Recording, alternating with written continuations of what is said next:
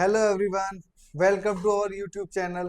तो फिर से अब हम आगे कंटिन्यू करते हैं अपनी क्लासेस को, जो हमने लास्ट टाइम फिनिश किया था। ठीक है, तो लास्ट टाइम जो हमने लास्ट टॉपिक पढ़ा था बच्चा, वो हमने पढ़े थे करेक्टरिस्टिक्स ऑफ मैनेजमेंट, है ना। तो करेक्टरिस्टिक्स ऑफ मैनेजमेंट हमने सारे खत्म कर लिए थे। अब हम उसके आगे नेक्स्ट स्टेप पे जाने वाले हैं।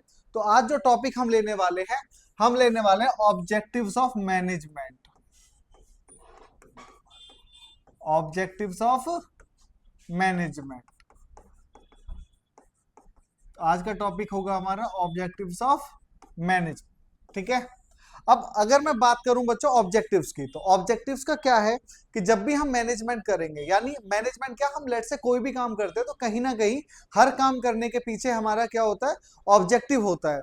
जिस ऑब्जेक्टिव को कंप्लीट करने के लिए हम क्या करेंगे, कुछ ना कुछ काम करते हैं। तो जब मैनेजमेंट है तो आखिरकार मैनेजमेंट करने का ऑब्जेक्टिव है क्या, मैनेजमेंट के ऑब्जेक्टिव्स क्या है। तो मैनेजमेंट के अगर मैं बच्चा ऑब्जेक्टिव्स की बात करूं, तो तीन तरीके से डिफाइन किए गए, तीन टाइप्स में अलग अलग डिफाइन किए गए हैं। ठीक है, तो पहले जो उसको डिफाइन किया, वो हमने कहा कि भाई एक तो होते हैं ऑर्गेनाइजेशनल ऑब्जेक्टिव, यानी ऑर्गेनाइजेशन के ऑब्जेक्टिव होंगे। एक तो हो गया ऑर्गेनाइजेशनल ऑब्जेक्टिव, ठीक है। दूसरा हो गया सोशल ऑब्जेक्टिव, और थर्ड हो गया पर्सनल ऑब्जेक्टिव। थर्ड हो गया हमारा पर्सनल ऑब्जेक्टिव। ठीक है, सोशल ऑब्जेक्टिव, पर्सनल, ऑर्गेनाइजेशन, तो तीन तरीके का ऑब्जेक्टिव होते हैं। तो पहला ऑब्जेक्टिव हमारा होगा ऑर्गेनाइजेशन ऑब्जेक्टिव, सोशल ऑब्जेक्टिव और पर्सनल ऑब्जेक्टिव। ठीक है, तो आज हम इन तीनों ऑब्जेक्टिव्स को समझने वाले हैं कि आखिरकार तीनों ऑब्जेक्टिव्स को कैसे कैसे। तो अगर मैं बात करूं बच्चा ऑर्गेनाइजेशनल ऑब्जेक्टिव की, तो ऑर्गेनाइजेशन ऑब्जेक्टिव में हमारे पास तीन ऑब्जेक्टिव्स है। सबसे पहले है सर्वाइवल। क्या है? सर्वाइवल। अब सर्वाइवल का मतलब क्या होता है, देखो सरवाइव करना क्या है कि हम पहले मार्केट में क्या करें, जम जाए। जैसे कोई भी कंपनी है, कोई भी आएगी तो मार्केट में वो सबसे पहले क्या चाहेगी, भाई कम से कम मार्केट में हमारा कम से कम प्रोडक्ट सेल हो। प्रोडक्ट सेल तो हो, और प्रोडक्ट सेल होगा वो कब होगा, जब वो क्या करे, कम से कम कॉस्ट रखे, है ना, कॉस्ट रखे किसी भी तरीके से। तो सबसे पहला मोटिव किसी भी ऑर्गेनाइजेशन का है कि मार्केट में सरवाइव करे। और सरवाइव करने के लिए क्या जरूरी है कि वो कम से कम, तो क्या होता है, एटलीस्ट क्या करे, वो मार्केट में सरवाइव करे। और सरवाइव कब करेगी ये बताना बच्चा, सरवाइव जब कर पाएगी कम से कम वो अपने कॉस्ट को क्या करे, रिकवर करे। यानी जिस प्रोडक्ट को, जिस भी प्रोडक्ट को जो भी कॉस्ट में वो बना रही है, कम से कम वो अपना कॉस्ट तो कर पाए रिकवर। तो यानी it should, in order to survive, हम लिख सकते हैं एक तरीके से, in order to survive, in order to survive an organization should able to cover its cost।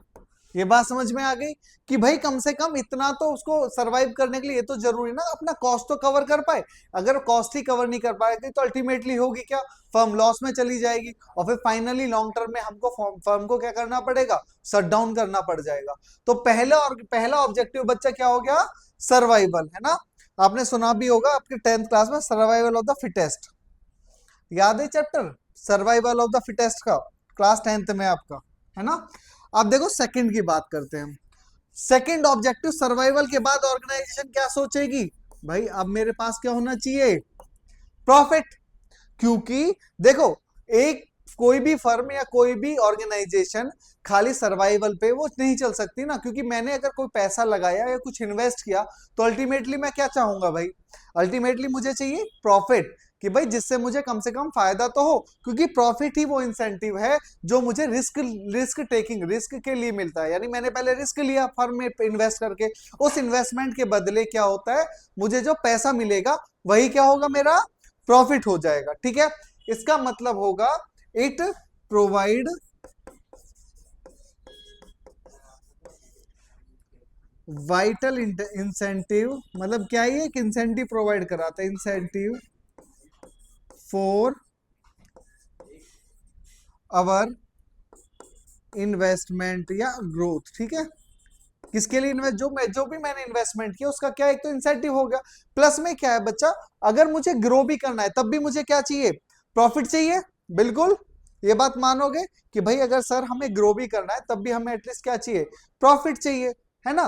तो हम लिख सकते, तो प्रॉफिट में क्या है, ये वाइट, और जो भी रिस्क लिया उसके बदले रिवॉर्ड क्या है, तो it is the reward for the risk. ये भी तो हम लिख सकते हैं कि भाई जो भी मैंने रिस्क लिया है तो प्रॉफिट ही तो है, reward for the risk we take.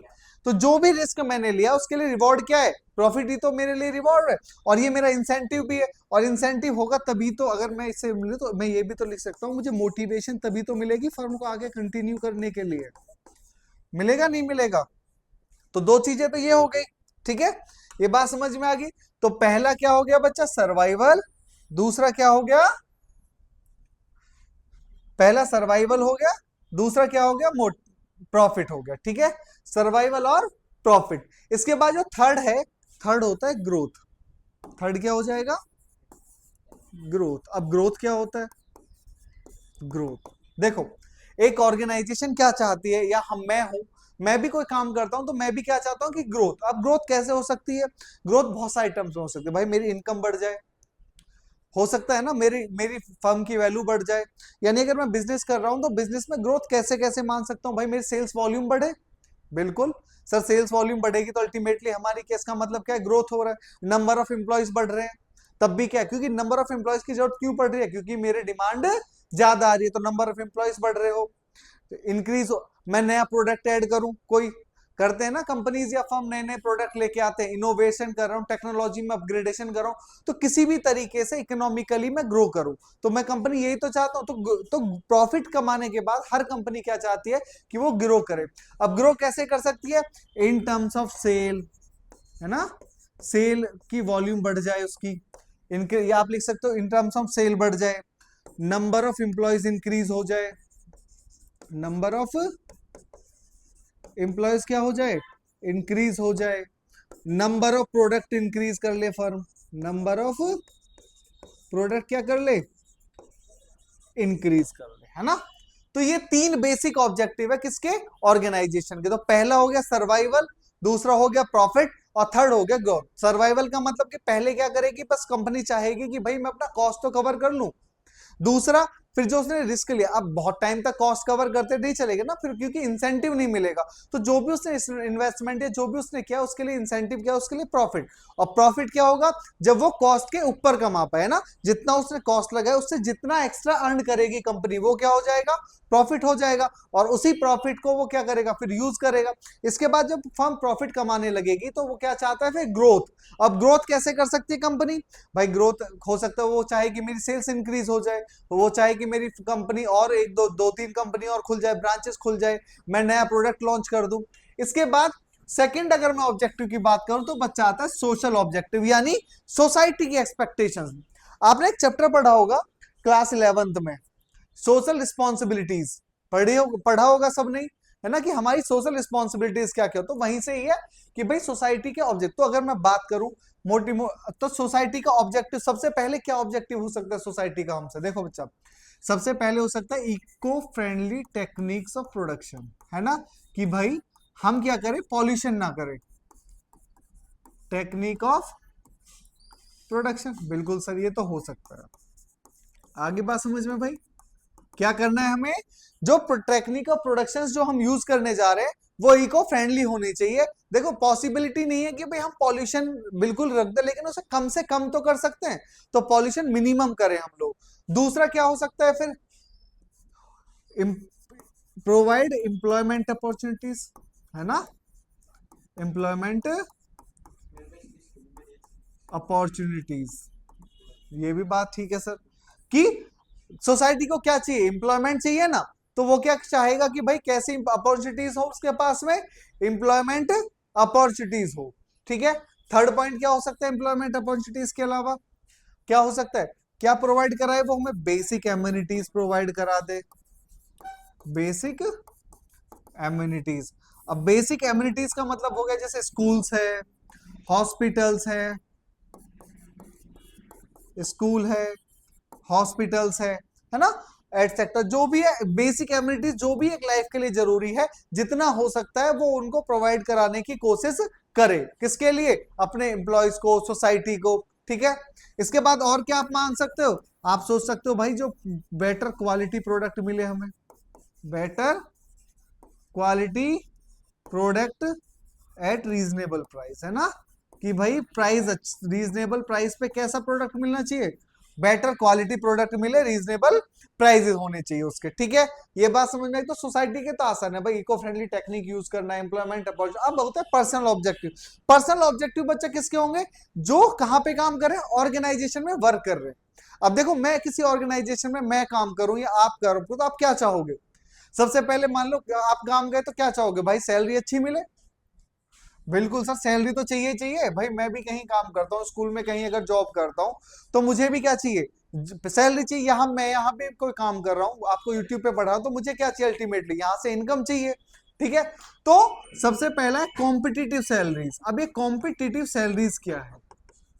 देखो बच्चा, एक बात समझना, कॉम्पिटिटिव सैलरीज, देखो हर ऑर्गेनाइजेशन सैलरीज क्या इक्वली डिस्ट्रीब्यूट कर सकती है? नहीं कर सकती। अगर मैं कहूं सर, एक गूगल कंपनी और एक एक जो लोकल कंपनी है, अगर लोकल कंपनी जो जो स्मॉल स्केल कंपनीज है, वो अगर मैनेजर को सेम दे सकते? नहीं। लेकिन जो इतना कैपेबल हो, जो फर्म जितनी कैपेबल हो, एटलीस्ट इतनी तो दे, और फिर सेम वर्क के लिए क्या दे? वो सेम सैलरी दे। ऐसा नहीं है कि किसी बंदे को कम सैलरी दी जा रही है, कब किसी को ज्यादा।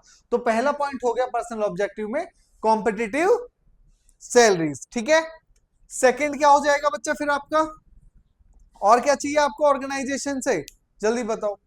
बेटर वर्क इन्वायरमेंट, है ना? Better work environment, better work environment. ठीक है, तो बेटर वर्क इन्वायरमेंट का मतलब क्या है? कि आपको क्या क्या चाहिए? कि जो आपका वर्किंग कंडीशन है वो अच्छी होनी चाहिए ना। वर्क इन्वायरमेंट का मतलब आप इसको ये भी लिख सकते हो, वर्किंग कंडीशंस आपकी, है ना?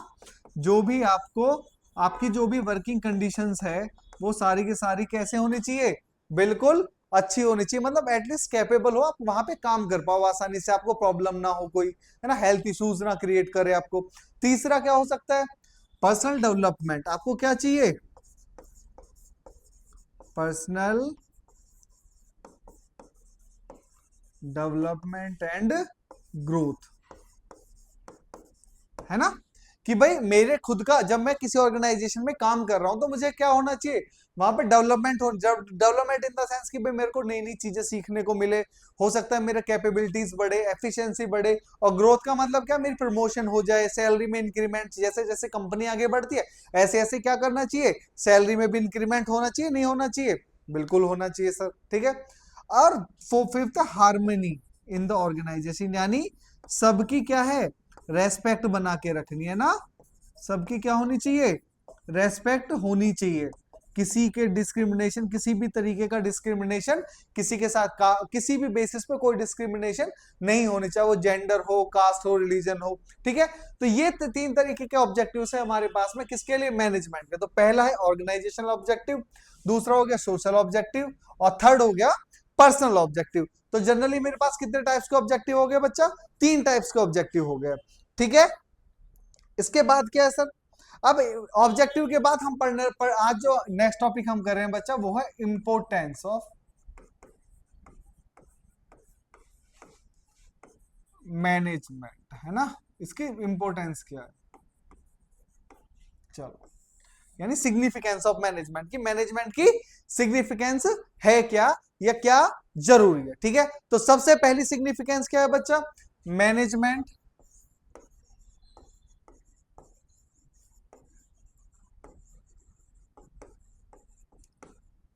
Help in achieving group goals.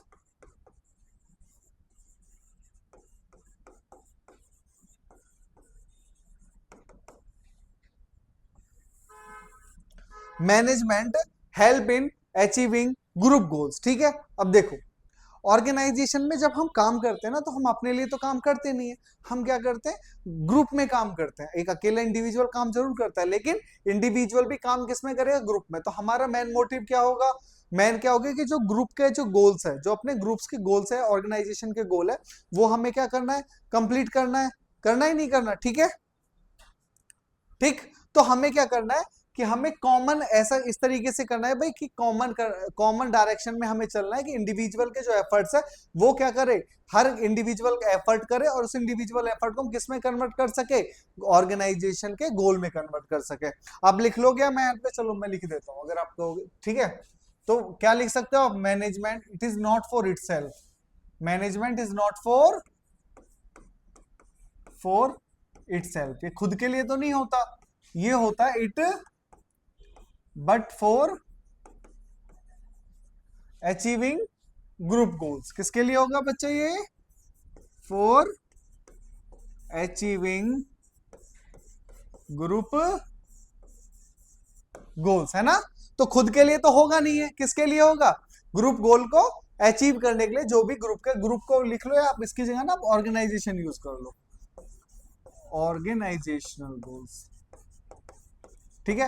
अब यहां पे मैनेजर क्या करेगा, तो मैनेजर का टास्क क्या होगा कि मैनेजर का टास्क इस तरीके से होगा कि जो कॉमन यूज है, मतलब जो टास्क ऑफ द मैनेजर है वो क्या करेगा कि इंडिविजुअल एफर्ट को इस तरीके से मैनेज करे कि वो किसके ऑब्जेक्टिव को पूरा कर पाए, वो किसके ऑब्जेक्टिव को पूरा कर पाए, किसके को पूरा करेगा, वो सारे के सारे बताओ, वो पूरा करेगा ऑर्गेनाइजेशन के ऑब्जेक्टिव को। ये बात समझ में आ गई बिल्कुल, कि ये तो मुझे लग रहा है बिल्कुल दूसरा सेकंड,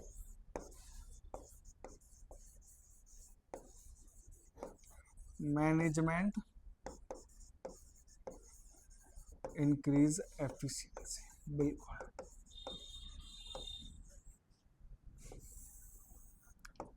ये बात समझ में आ गई। दूसरा दूसरा क्या मोटिव है, मैनेजमेंट इंक्रीज एफिशिएंसी। अब एफिशिएंसी मैंने आपको बताया था, याद है क्या होता है कि सही तरीके से रिसोर्सेज का यूज करना। तो मैनेजमेंट को हम करते हैं भाई, मैनेजमेंट करने का मेन मोटिव ही क्या है हमारा, यही तो है कि जिससे कि हम क्या कर सके, ऑप्टिमम यूटिलाइजेशन ऑफ रिसोर्सेज को क्या कर सके, हम रिसोर्सेज को बाय थ्रू मैनेजमेंट हम क्या करेंगे, बाय मैनेजमेंट, या आप लिखोगे थ्रू मैनेजमेंट वी, या managers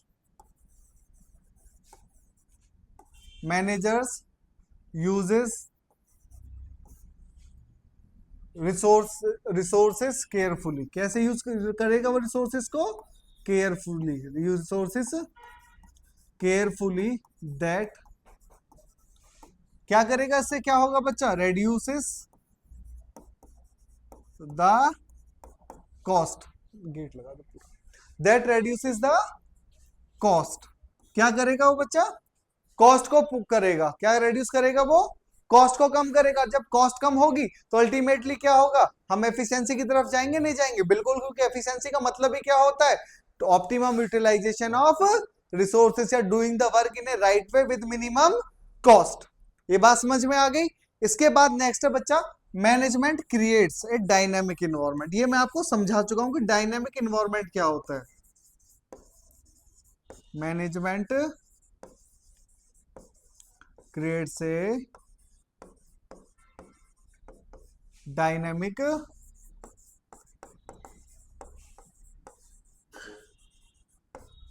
management creates a dynamic. Dynamic का मतलब मैंने क्या आपको समझाया था कि भाई इन्वायरमेंट को हम क्या करें, चेंज कर सकते हैं, चेंज करें, ये तो चाहिए हमें कि भाई इन्वायरमेंट को हम क्या कर पाए, मतलब सर डायनेमिक का मतलब बताया था कि इन्वायरमेंट कैसा है, चेंजेबल है हमारा, है ना।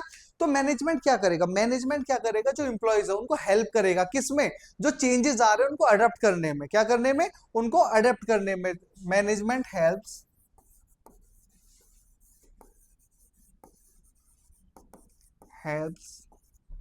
employees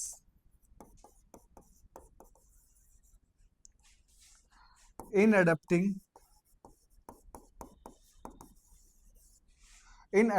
the management helps employees in adapting the किसको, चेंजिंग इन्वायरमेंट, है ना।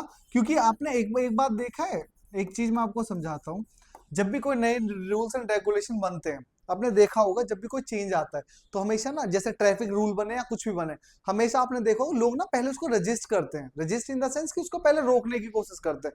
जैसे आपने देखा होगा जब ट्रैफिक्स के अभी जब ट्रैफिक्स के वो बढ़ा दिए गए थे, फाइन्स बढ़ा दिए गए थे, तो क्या किया उन्होंने, लोगों ने अभी बहुत ज्यादा क्या किया, लोगों ने क्या किया, फिर लोगों ने रजिस्ट किया, लोगों ने स्ट्राइक की, भाई नहीं ऐसा नहीं होना चाहिए था, सोशल मीडिया पे अलग अलग बात है कि कमी। तो लेकिन अब चेंजेस को धीरे धीरे क्या किया, फिर हमने अपना लिया ना, हमने उन चेंजेस को क्या किया, आखिरकार अपना लिया। तो जब कोई भी किसी भी पर्टिकुलर कोई नियम आता है, जैसे आपने सीए सुना होगा, कोई भी नियम है, कोई भी rules and regulation general starting में आता है ना, तो लोग उसको इतनी जल्दी से आसानी से एक्सेप्ट ही नहीं करते, है ना। तो उसको एक्सेप्ट कराना किसका काम है, मैनेजमेंट का काम है, कि जो भी इन्वायरमेंट में चेंज आ रहा है उसको धीरे धीरे क्या करे, एम्प्लॉयज को अडेप्ट कराए, जिससे कि वो क्या कर पाए, मार्केट में मैनेजमेंट क्या कर पाए, सर्वाइव कर पाए ऑर्गेनाइजेशन आसानी से। ठीक है। फोर्थ,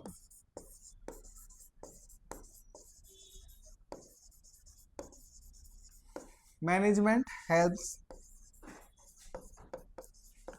इन अचीविंग पर्सनल ऑब्जेक्टिव।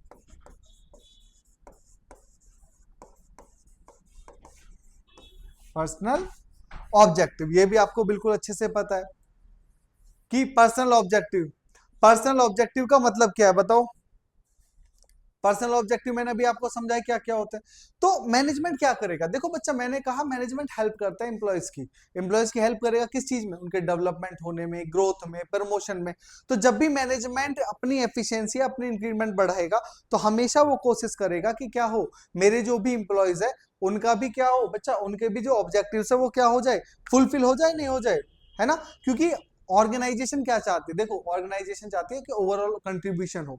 देखो अगर ऑर्गेनाइजेशन बढ़ेगी, आप समझो कि कोई भी आपको ग्रोथ कब देगा, जब ऑर्गेनाइजेशन ग्रो करेगी। लेकिन अगर आपका मैनेजमेंट अच्छा है, समझो आपका मैनेजमेंट अच्छा होगा, तो जाहिर सी बात है ऑर्गेनाइजेशन तो ग्रो करना ही है। जैसे मैंने बताया था, मैनेजमेंट इंटेंजिबल फोर्स में बताया था कि अगर मैनेजमेंट अच्छा होगा तो आपको वहां जाके सब चीजें टाइमली अपडेट होगी। तो मैनेजमेंट अच्छा है तो हर चीज टाइमली होनी है। जब टाइमली तो मैनेजमेंट ग्रो करेगा, और जब मैनेजमेंट ग्रो करता है तो वहां ऐसा नहीं होता कि अकेला मैनेजमेंट ही ग्रो कर रहा है, नहीं, वहां पे उसके साथ साथ उसके एम्प्लॉयज भी क्या करेंगे, ग्रो करेंगे। ठीक है। इसके बाद लास्ट क्या है, management helps in development of society, है ना, डेवलपमेंट ऑफ सोसाइटी। ये किससे रिलेटेड हो गया, सोशल ऑब्जेक्टिव से रिलेटेड हो गया।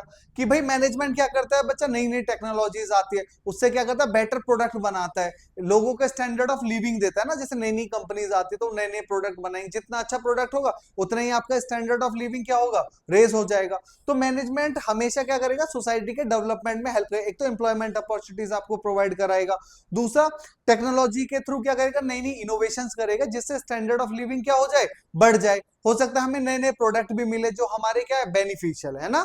तो हमारे पास कितने इंपॉर्टेंस है, 5 इंपॉर्टेंस हो गई कि भाई मैनेजमेंट हेल्प इन अचीव, पहला management help in achieving group goals, दूसरा मैनेजमेंट इंक्रीज एफिशिएंसी, तीसरा management creates a dynamic environment, चौथा management helps in achieving personal objective, और लास्ट क्या है, management help in development of the society. ठीक है। तो आज हमने 2 टॉपिक्स कर लिए हैं बच्चा, ऑब्जेक्टिव्स ऑफ मैनेजमेंट और दूसरा क्या किया है, इंपोर्टेंस ऑफ मैनेजमेंट। इसके बाद जो टॉपिक बचे हुए हैं हमारे, वो हम नेक्स्ट क्लास में कंटिन्यू करेंगे। Thanks for the watching the video, thank you.